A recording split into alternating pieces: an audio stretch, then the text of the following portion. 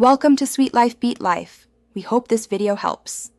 You start by verifying prerequisites, workspace access, cluster policy, and correct permissions so you can create and run jobs right away. Next, prepare the artifact, a notebook, Python script, or JAR, and upload it to DBFS or the workspace. This ensures the job can reference it reliably. Once done, open Jobs in Databricks, create a new job, select the task type, and attach the target cluster. This initiates the job definition step. Now configure execution details.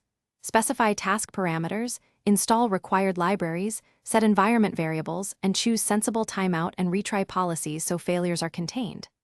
If you need parallel or chained work, define multiple tasks in one job and set explicit dependencies. This gives predictable ordering and resource usage. Finally, choose scheduling. Immediate run for testing or cron-based scheduler for recurring pipelines. Make sure you trigger the job and then monitor the run page closely. Review task output, driver and executor logs, and the Spark UI to understand stages and shuffles. If performance or failures appear, check cluster event logs and metrics to see resource bottlenecks, then adjust cluster size, instance types, or parallelism as needed. If errors persist, isolate the failing task and rerun locally or with a smaller dataset. One key tip: enable detailed logging and capture stdir for quicker root cause analysis.